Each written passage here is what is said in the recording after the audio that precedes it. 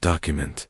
Part 1. The room was dimly lit, the faint hum of machinery filling the silence.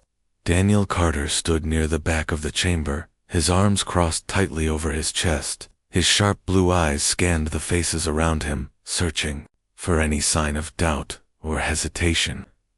The Interstellar Council had called this emergency meeting, and every seat at the long oval table was filled. Representatives from Earth's colonies, corporate factions, and even a few alien dignitaries sat stiffly in their chairs, their expressions unreadable. At the head of the table sat Laura Hayes, the council chairwoman. Her dark hair was pulled into a tight bun, and her piercing gaze swept over the room with an air of authority. She leaned forward slightly, resting her hands on the polished surface of the table. "Thank you all for coming," she began, her voice calm but firm. "We face a situation that requires immediate action and unity." Daniel shifted uncomfortably. He didn't trust Laura. No one did, really, but he had more reason than most to be wary. Over the past few months, strange rumors had begun circulating about secret negotiations between the Council and the Krylos, a ruthless alien empire notorious for conquering weaker species.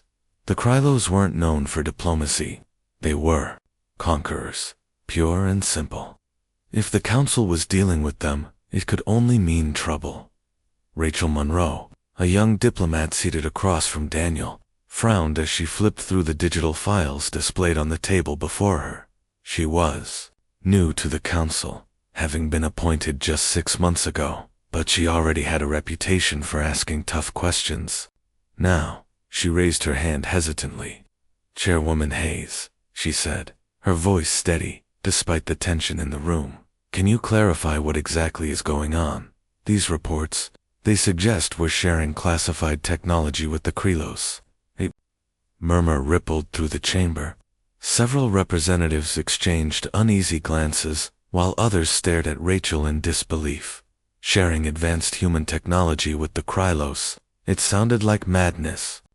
The Krylos would never honor such an agreement. They'd take whatever they could get, and then turn on humanity without a second thought. Laura's lips curled into a thin smile, but there was no warmth in it.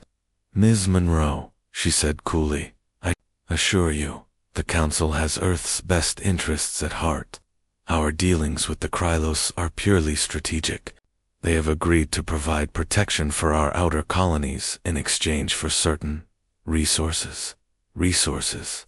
Daniel interrupted, his deep voice cutting through the growing unease. All eyes turned to him. He stepped closer to the table, his boots clicking softly against the metal floor.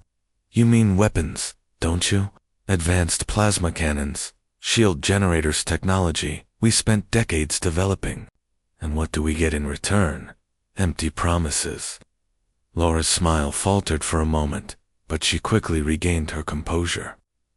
"Commander Carter," she said, her tone icy, "your concerns are noted. But I must remind you that military matters fall under the jurisdiction of the Council. You are here as an observer, not a participant." Daniel clenched his jaw, biting back a retort. He knew better than to push too hard, not yet, anyway, but he couldn't shake the feeling that something was terribly wrong.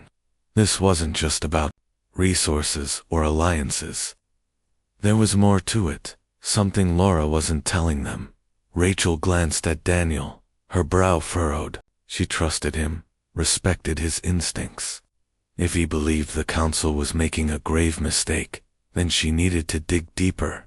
After the meeting, she approached him as he stood by the viewport, staring out at the vast expanse of stars beyond. "The station? Do you think she's lying?" Rachel asked quietly, joining him at the window. "About the Krylos, I mean." Daniel didn't answer right away. He kept his gaze fixed on the swirling nebula visible in the distance. Finally, he sighed and turned to face her. "I don't know," he admitted. "But I do know one thing, the don't make deals unless they stand to gain something big. And if the Council is giving them access to our tech, well, let's just say I wouldn't bet on us coming out ahead." Rachel nodded slowly, her mind racing. She had always believed in the Council, trusted that its members acted in humanity's best interest. But now, doubts crept in, gnawing at her confidence. What if Daniel was right? What if the council had betrayed them? As they stood there, lost in thought, neither of them noticed the shadowy figure watching from the corner of the room. Ethan Blake, a former council operative, lingered in the doorway, his expression grim. He had seen enough to know the truth. He knew exactly who needed to hear it. For now, though, the pieces were still falling into place. The betrayal hadn't fully come to light, but it was only a matter of time. When it did, the consequences would ripple across the galaxy and nothing would ever be the same again. Document. Part 2. The corridors of the orbital station were eerily quiet as Daniel Carter made his way to a secluded docking bay. It wasn't unusual for him to receive classified briefings, but tonight felt different. The weight of the council's secrets pressed heavily on his shoulders, and he couldn't shake the unease that had settled in his chest since the meeting. He knew he was being watched. Every step he took seemed to echo louder than it should, but he couldn't afford to hesitate. Too much was at stake. When he reached the designated bay, he found Ethan Blake waiting for him. Ethan was a wiry man in his late 40s, with sharp features and eyes that always seemed to dart around the room as if searching for threats. Once a trusted operative within the Council's intelligence division, Ethan had disappeared years ago after uncovering something he claimed was too dangerous to ignore. Now, standing before Daniel, he looked older, wearier, but no less determined. "You came alone," Ethan said, his voice low and cautious. "Good. We don't have much time." Daniel crossed his arms, studying the man carefully. "What's this about, Blake? If you've got something to say, just say it." Ethan hesitated, glancing over his shoulder, as if expecting someone to burst in at any moment. Then, with a deep breath, he pulled a small data chip from his pocket and held it out. "This is everything the truth about what the Council's been doing behind closed doors. You need to see it for yourself." Daniel took the chip reluctantly, his fingers brushing against its smooth surface. "And why are you giving this to me? Why not go public?" A bitter laugh escaped Ethan's lips. "Because no one would believe me. Not without proof." And even then, he trailed off, shaking his head. "Chairwoman Hayes has too many people under her thumb. She controls the narrative, the media, everything. If I tried to expose her, I'd be dead before I could blink." Daniel frowned, turning the chip over in his hand. "So you expect me to do your dirty work?" "I expect you to do what's right," Ethan shot back, his tone sharper now. "You're one of the few people left who still cares about protecting humanity, not serving some power-hungry agenda. Don't waste this chance, Carter." Before Daniel could respond, Ethan stepped back, already retreating toward the shadows. "Be careful who you trust," he warned. "Not everyone is who they seem." And with that, he was gone, leaving Daniel alone with the tiny device that might hold the key to unraveling the Council's lies. Back in his quarters, Daniel inserted the chip into a secure terminal and braced himself for whatever horrors it might reveal. The screen flickered to life, displaying rows of encrypted files. As he worked through the layers of security, the truth began to emerge piece by damning piece. The documents detailed secret negotiations between the Council and the Krylos Empire. According to the records, Laura Hayes had authorized the transfer of advanced human technology to the Krylos in exchange for their protection of Earth's outer colonies. But there was more. Buried deeper in the files were plans outlining how the Council intended to use the Krylos to suppress dissent among rebellious colonies, ensuring absolute control over humanity. The betrayal went far beyond simple greed. It was a calculated move to consolidate power at any cost. Daniel's hands trembled as he scrolled through the evidence. Every line of text confirmed his worst fears. The Council wasn't just making deals with the enemy, they were actively selling out their own people. Billions of lives were at risk, all because Laura Hayes wanted to secure her grip on power. He leaned back in his chair, running a hand over his face. How had it come to this? How could the council justify such treachery? For a moment, anger surged through him, hot and unrelenting. But beneath the rage was something else, a cold, sinking realization. If these plans became public, panic would spread like wildfire. The fragile unity holding humanity together would shatter, leaving them vulnerable to attack from both within and without. Daniel knew he couldn't handle this alone. He needed someone he could trust, someone who shared his commitment to justice. There was only one person who fit that description. Rachel Monroe sat cross-legged on the floor of her quarters, surrounded by stacks of reports and digital tablets. Since joining the council, she had thrown herself into her work, determined to prove herself despite her inexperience. But tonight, her mind kept drifting back to the meeting and to Daniel's warnings. Something about his words had struck a chord, stirring doubts she couldn't ignore. A soft knock at the door interrupted her thoughts. She stood up quickly, smoothing her clothes as she called out, "Who is it?" "It's Daniel," came the muffled reply. "Can we talk?" Rachel opened the door, surprised to see him standing there. His usual confident demeanor was replaced by a look of grim determination. Without waiting for an invitation, he stepped inside and locked the door behind him. "What's wrong?" Rachel asked, concern creeping into her voice. Daniel didn't answer immediately. Instead, he pulled the data chip from his pocket and handed it to her. "Take a look at this," he said simply. Confused, Rachel plugged the chip into her tablet and began reviewing the files. At first, she struggled to process what she was seeing. Numbers, dates, schematics, it all seemed so abstract. But as she delved deeper, the reality of the situation hit her like a freight train. Her hands froze mid-scroll, and she looked up at Daniel, her face pale. This can't be real," she whispered, her voice trembling. "They wouldn't. They couldn't." "They did," Daniel replied, his tone heavy with resignation. "Hayes and the council sold us out. They gave the Krylos access to our tech hall, so they could tighten their stranglehold on humanity." Rachel sank onto the edge of her bed, clutching the tablet tightly. Her mind raced, trying to reconcile the woman she admired, the leader she believed in, with the monster described in these files. Was it possible? Could Laura Hayes really be capable of such betrayal? "Why show me this?" Rachel asked finally, looking up at Daniel. "What do you want me to do?" "I need your help," Daniel said, kneeling in front of her. "You're inside the council, Rachel. You have access to information I don't. Together, we can gather enough evidence to expose them to stop this before it's too late." Rachel hesitated, torn between loyalty and duty. Betraying the council felt like a betrayal of everything she stood for. Yet, how could she stand by while innocent lives were sacrificed for political gain? Slowly, she nodded. "Okay," she said softly. "I'll help you." Over the next few days, Rachel worked tirelessly, gathering additional intel while maintaining her cover within the council. She attended meetings, listened to conversations, and pieced together fragments of information that corroborated ETH claims. Meanwhile, Daniel reached out to trusted allies within Earth's fleet, preparing for the inevitable fallout.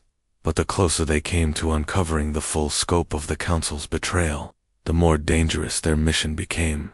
Unknown to either of them, whispers of their investigation had already reached Laura Hayes. The chairwoman watched and waited, biding her time until she could strike back and eliminate the threat once and for all. For now, though, Daniel and Rachel pressed on, driven by a shared sense of purpose. They knew the road ahead would be fraught with peril, but they also knew one thing for certain: the truth was worth fighting for, even if it cost them everything. Document Part 3. The news hit like a shockwave, spreading panic across the galaxy.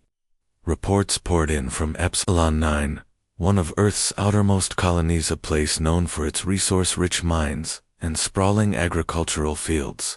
The Krylos had launched a devastating attack without warning. Their massive warships descended upon the colony like vultures, raining fire from above. Defense systems were overwhelmed within minutes, and communication channels crackled with desperate pleas for help. Daniel Carter stood on the bridge of his flagship, the Eclipse, staring at the live feed from Epsilon 9. Flames engulfed entire cities, and plumes of smoke choked the atmosphere. Civilians ran in terror as alien ground forces swept through the streets, capturing survivors, or worse. His jaw tightened as he listened to the fragmented transmissions coming from the colony's command center. "This is Governor Harris. We're under heavy assault. Need reinforcements immediately." The message cut off abruptly, replaced by static. Rachel Monroe stood beside him, her face pale and her hands clenched into fists. She had seen the reports too, heard the cries for help that went unanswered. "Why aren't they sending backup?" she demanded, her voice shaking with anger and disbelief. "We have fleets stationed nearby. They could get there in hours." Daniel didn't answer right away. He turned to Lieutenant Harper, the ship's communications officer. "What's the council saying?" Harper hesitated, glancing nervously between Daniel and Rachel before replying. "They've issued a statement calling it a misunderstanding. They claim the Krylos may have acted independently, without authorization." "A misunderstanding?" Rachel exploded, stepping forward. "That's what they're calling this. Thousands of people are dying, and they're sitting up there doing nothing." Daniel placed a calming hand on her shoulder, though his own fury burned just as hot. "It's not a misunderstanding," he said grimly. "It's exactly what Ethan warned us about. The council gave the Krylos access to our tech hand. Now they're using it against us." The weight of the betrayal settled heavily over the room. Everyone on the bridge knew what this meant. The council wasn't just complicit. They were actively enabling the destruction of their own people. For a moment, silence reigned as the crew absorbed the reality of the situation. Then Daniel straightened, his expression hardening. "We can't wait for the council to act. We'll go ourselves." Rachel blinked, startled. "You mean disobey orders? If we move without approval, they'll label us traitors." "They already think we're traitors," Daniel shot back. "Besides, does it matter anymore? Those people down there, they're counting on us. Are we really going to let them die because some politician wants to save face?" Rachel hesitated, torn between fear and resolve. Finally, she nodded. "All right. What's the plan?" Within hours, Daniel rallied a small but loyal contingent of ships from Earth's fleet. These weren't the massive cruisers or carriers typically deployed for large-scale battles. They were smaller vessels, lightly armed but fast and maneuverable. Among them was Captain Olivia Grant, a no-nonsense woman with decades of combat experience, and Commander Lucas Reed, a young but brilliant tactician who had served under Daniel during previous campaigns. As the makeshift fleet prepared to jump to Epsilon 9, Daniel gathered the captains in the briefing room aboard the Eclipse. The mood was tense, charged with a mix of determination and apprehension. "Listen up," Daniel began, pacing back and forth. "We don't have time for formalities. The Krylos will expect us to wait for orders that gives us an advantage. We hit hard and fast, disrupt their operations, and buy enough time for the colony to evacuate." "What about reinforcements?" Olivia asked, leaning forward. "If the council finds out we've gone rogue, they won't send backup. We don't need them," Daniel replied firmly. "Our job is to create chaos, hit their supply lines, take out key targets, and force them to divert resources away from the colony. Once we've done that, we pull back and regroup." Lucas raised a hand, his brow furrowed. "And if they chase us, let them," Daniel said with a cold smile. "We'll lead them into open space where we can use our speed to outmaneuver them. This isn't about winning, it's about buying time." The captains exchanged uneasy glances, but nodded in agreement. They all knew the risks involved. Going against the council's orders was tantamount to treason, and failure would mean certain death, but none of them flinched. They had seen the footage from Epsilon 9. They knew what was at stake. The fleet emerged from hyperspace near Epsilon 9, slipping past the Krylos blockade undetected. From the Eclipse-S observation deck, Rachel watched as the devastation unfolded below. Fires raged across the landscape, and the once thriving colony now resembled a wasteland. Alien dropships patrolled the skies, while ground troops rounded up survivors and loaded them onto transports. "It's worse than I thought," Rachel murmured, gripping the railing tightly. Her knuckles turned white as she fought back tears. How could anyone do this? How could the council let this happen? Daniel joined her, his expression grim. They didn't just let it happen, they made it happen. Remember that when things get tough. Before she could respond, alarms blared throughout the ship. The Krylos had detected their presence. Within moments, enemy fighters swarmed toward the fleet, weapons blazing. The battle had begun. Daniel took his position on the bridge, barking orders as the Eclipse engaged the enemy. Plasma bolts streaked across the void, lighting up the darkness. Explosions rocked the smaller ships, sending debris spiraling into space. Despite being outnumbered, the human fleet fought with ferocity born of desperation. Every shot fired was fueled by rage for the lives lost, for the lies told, for the future stolen. Rachel stayed close to Daniel, relaying tactical updates and coordinating with the other ships. Though she had never been in combat before, her quick thinking proved invaluable. When a Krylos cruiser targeted the Eclipse, she spotted a weakness in its shielding and directed the fleet's bombers to exploit it. The cruiser exploded in a brilliant flash, sending shockwaves through the battlefield. But victory came at a cost. One by one, the smaller ships fell victim to the Krylos' superior firepower. Crews abandoned burning vessels, floating helplessly in escape pods as the fight raged on. Each loss weighed heavily on Daniel, but he pushed aside his grief, focusing, instead, on the mission. "Keep moving," he shouted. "We're not done yet." Hours passed in a blur of chaos and destruction. By the time the Krylos forces withdrew, the human fleet was battered, but alive.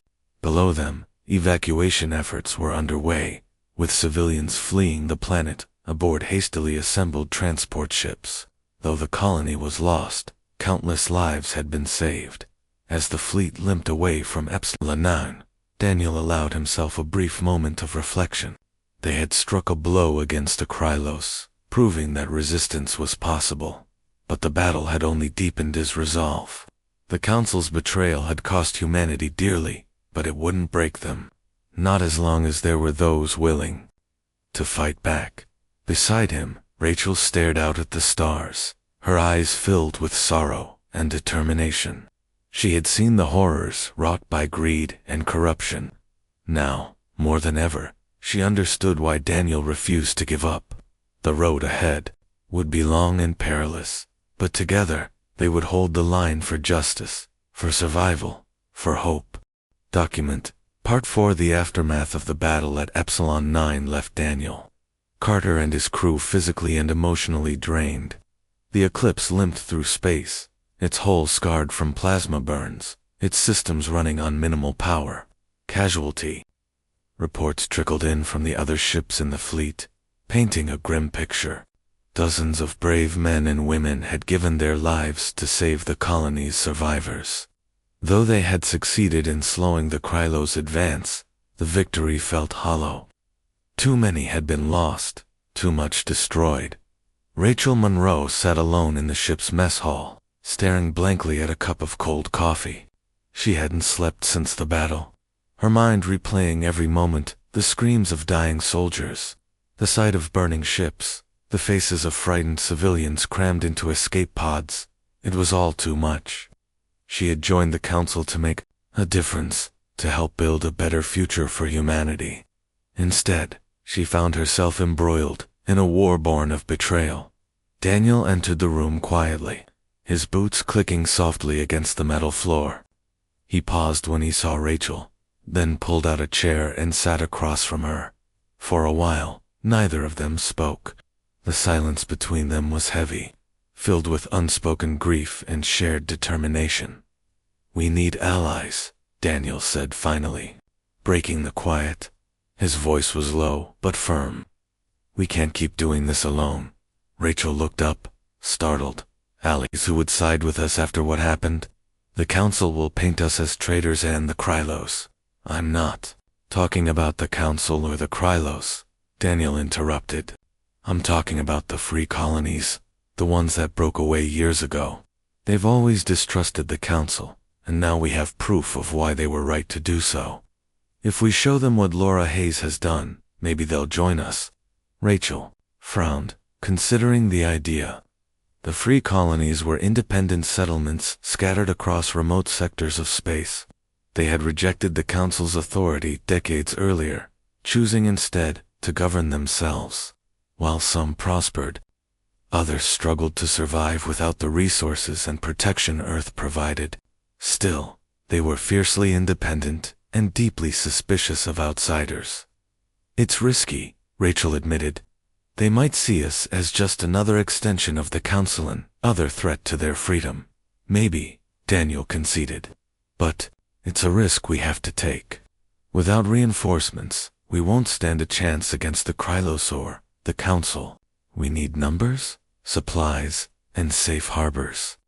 The free colonies could give us all three." A few days later, the Eclipse arrived at Outpost Delta, a neutral trading station located near the edge of human-controlled space. It was a bustling hub of activity, home to smugglers, merchants, mercenaries, and diplomats alike. Ships of all shapes and sizes docked here, exchanging goods, information, and favors for those seeking refuge or alliances. Outpost Delta was the perfect place to start. Daniel and Rachel disembarked alongside two members of the crew, Lieutenant Harper and Commander Lucas Reed. As they made their way through the crowded corridors of the station, they attracted curious stares. Their uniforms marked them as part of Earth's fleet, and most people steered clear, wary of association. But Daniel didn't care. He had one goal in mind: finding someone who could lead them to the free colonies. Their search led them to a dingy cantina tucked away in the lower levels of the station. Inside, the air was thick with smoke and the hum of conversation. At the far end of the bar sat a man in his late 30s, his dark hair streaked with gray, and his face lined with scars. This was Marcus Lane, a former soldier turned leader of the Free Colony Resistance. Beside him stood Samantha Brooks, his second-in-command, a sharp-eyed woman with an air of quiet confidence. Daniel approached cautiously, pulling up a chair without waiting for an invitation. "Marcus Lane," he asked, keeping his tone neutral. "I'm Commander Daniel Carter. This is Rachel Monroe." Marcus studied him for a long moment before nodding slowly. "I've heard of you," he said, his voice gravelly. "You're supposed to be dead or locked up for treason." "I could say the same about you," Daniel replied evenly. "But we don't have time for games. I need your help." Marcus raised an eyebrow, clearly amused. "Help with what?" "Taking down the Council, fighting the Krylos, or both." "Both," Daniel answered bluntly. "And before you tell me to get lost, let me show you something."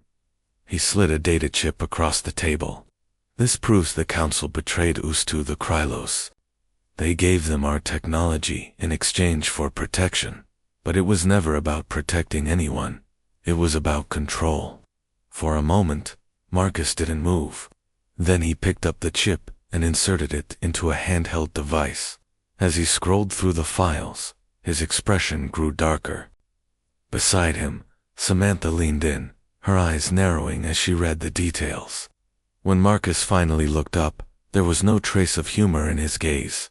"You're telling me the Council sold us out?" he asked, his voice dangerously calm. "That's exactly what I'm saying," Daniel confirmed.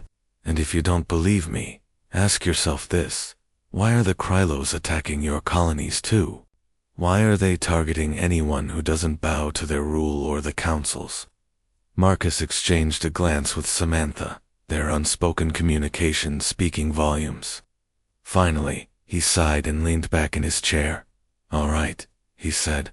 Let's say I believe you. What do you want from us? Allies, Daniel said simply. Ships, weapons, manpower, anything you can spare. Together we can strike back at the Krylos and expose the Council for what they really are. Marcus rubbed his temples, considering the proposal. It won't be easy, he warned. The free colonies aren't united. Some will see this as an opportunity. Others will call it suicide. And even if we agree to fight, we'll need more than words to convince them. We'll give them proof, Rachel interjected, speaking for the first time. Her voice was steady, though her hands trembled slightly. We'll show them the truth, the Council's lies, the Krylos' brutality. Give them a reason to trust us. Samantha nodded slowly, appearing too warm to the idea. She's right, she said to Marcus. If we sit back and do nothing, the Krylos will come for us next. Better to fight now while we still have a chance. Marcus hesitated, weighing the risks and rewards. Finally, he extended a hand toward Daniel. All right, Commander, he said. We'll help you for now, but if this goes south, don't expect us to bail you out. Daniel shook his hand firmly. Deal? Over the next several days. Negotiations continued aboard Outpost Delta. Representatives from various free colonies gathered to discuss the alliance. Their debates often heated and chaotic. Some argued that joining forces with Earth's fleet was reckless, pointing to the Council's betrayal as evidence of humanity's inability to govern itself. Others saw the potential Benessa, unified front against the Krylos' access to advanced weaponry, and a chance to reclaim their independence. Through it all, Daniel and Rachel worked tirelessly to build trust. They shared stories of the battle at Epsilon 9, showed footage of the destruction caused by the Krylos, and presented undeniable evidence of the Council's treachery. Slowly but surely, they began to sway the skeptics. By the time the meeting concluded, a fragile coalition had formed. Ships from half a dozen colonies pledged their support, along with volunteers eager to fight for a common cause. Supplies were pooled, strategies were outlined, and plans were set in motion. It wasn't perfect, tensions remained high, and old rivalries simmered beneath the surface, but it was a start.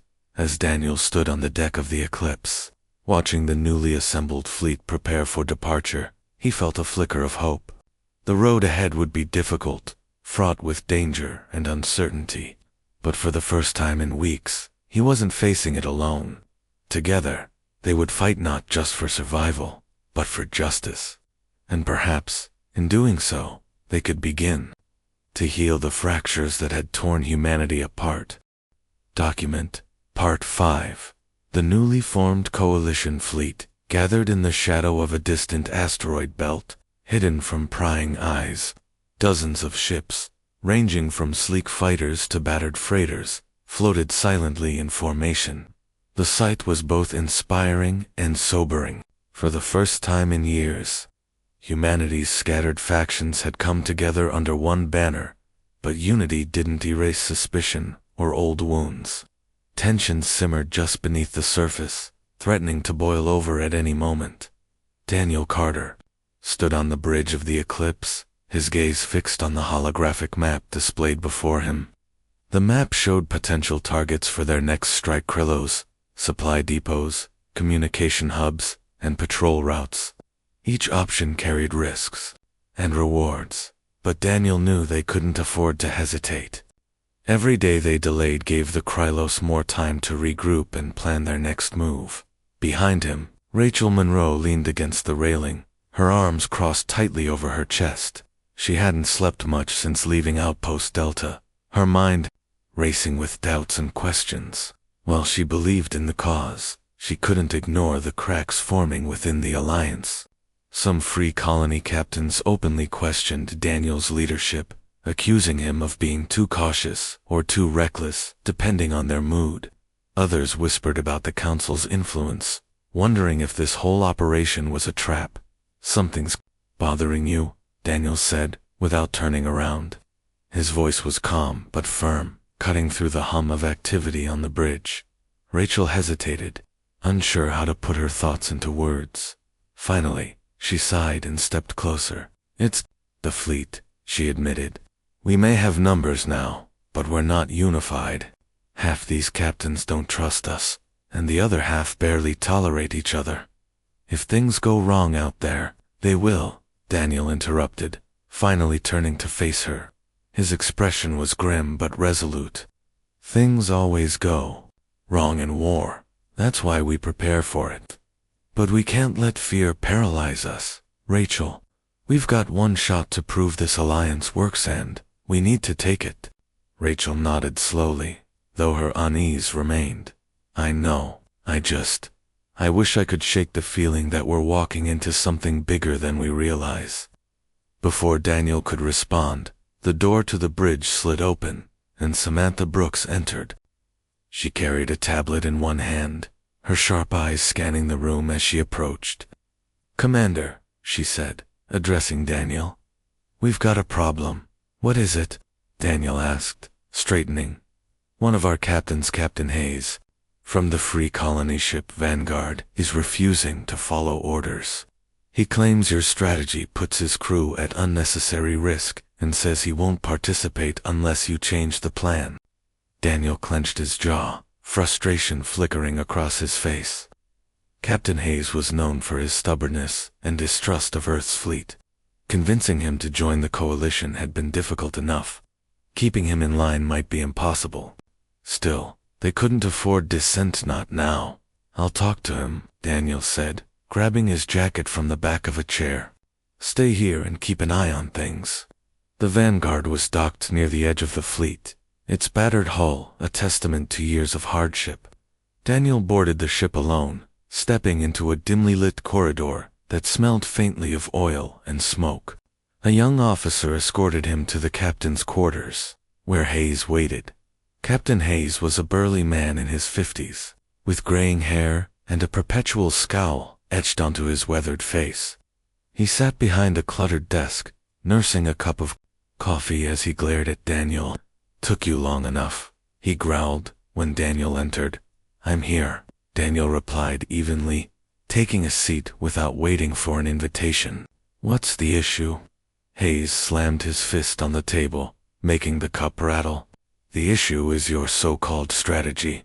You want us to hit a heavily guarded supply depot, knowing full well the Krylos will swarm us like flies. My crew isn't cannon fodder, Carter. I won't throw their lives away because you think it'll make some grand statement." "It's not about making a statement," Daniel countered, keeping his tone steady despite the rising tension. "That supply depot is critical to the Krylos operations in this sector. If we destroy it, we cripple their ability to launch further attacks. Yes, it's risky, but every battle carries risk. Sitting back and doing nothing is what got us into this mess in the first place." Hayes snorted, leaning back in his chair. "Easy for you to say. Your fancy flagship can outrun anything the Krylos throw at it. My ship, not so much. If we get caught in that fight, we're dead." Daniel leaned forward, meeting Hayes's gaze head-on. "Then don't get caught.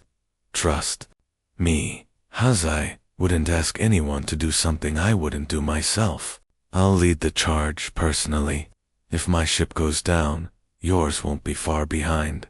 But if we succeed, we give ourselves a fighting chance, a real one." For a long moment, Hayes said nothing. He stared at Daniel, searching for signs of deception or weakness. Finally, he sighed and rubbed his temples. "Fine," he muttered. "We'll follow your lead for now. But if this goes sideways, don't expect me to cover your ass." "Understood," Daniel said, standing up. "Thank you." Back aboard the Eclipse, preparations for the mission continued. The captains convened in the briefing room, reviewing the updated plans. Daniel outlined the strategy, step by step, emphasizing the importance of coordination and timing.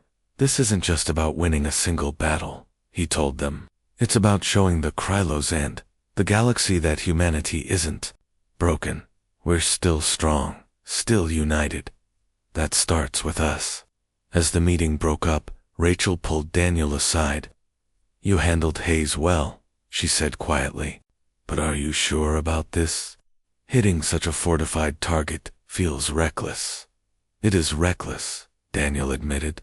"But sometimes recklessness is necessary. Besides, if we play it safe, we lose. This way, we stand a chance." Rachel nodded reluctantly, though her concerns lingered. She trusted Daniel's instincts, but the weight of responsibility pressed heavily on her shoulders. They were gambling everything on this mission, and failure would mean disaster. Hours later, the fleet jumped to the designated coordinates, emerging near the Krylos supply depot. The massive structure loomed ahead, surrounded by smaller escort ships and automated defense turrets. It was a fortress in space, designed to withstand prolonged assaults. But Daniel wasn't planning a direct attack. Instead, he split the fleet into 3 groups, one to draw enemy fire, another to disable the turrets, and a third to infiltrate the depot itself. As the battle began, chaos erupted. Plasma bolts streaked across the void, lighting up the darkness. Fighter squadrons darted between larger ships, exchanging fire and dizzying. Explosions rocked the area, sending shockwaves rippling through space. Amid the chaos, Rachel coordinated communications from the Eclipse, relaying updates and adjusting tactics on the fly. The infiltration team, led by Marcus Lane and Samantha Brooks, boarded the depot using stolen Krylos codes. Inside, they encountered fierce resistance, but their familiarity with alien technology gave them an edge. Room by room, they fought their way deeper into the facility, disabling key systems and planting explosives. Meanwhile, Daniel commanded the main fleet, drawing the brunt of the Krylos forces toward him. His ship took heavy damage, shields flickering dangerously low, but he refused to retreat. "Hold the line," he shouted over the comms. "We're almost there." Finally, the infiltration team succeeded. A countdown timer flashed on Rachel's screen as the explosives detonated, tearing the depot apart in a blinding explosion. Debris spiraled outward, crippling nearby Krylox ships and scattering survivors. The remaining Krylox forces withdrew, overwhelmed and disorganized. As the dust settled, cheers erupted across the fleet. Against all odds, they had won. But Daniel knew better than to celebrate. Victory had come at a cost. Several ships had been lost, and countless lives sacrificed. Worse, the Krylos would return, angrier and more determined than ever. On the bridge of the Eclipse, Rachel watched the wreckage drift past the viewport. Her heart ached for the fallen, but a spark of hope flickered within her. For the first time, she truly believed that humanity could rise above its divisions, if only they stayed united. "We did it," she said softly, turning to Daniel. "For now," he replied, his voice heavy with resolve. "But this war is far from over."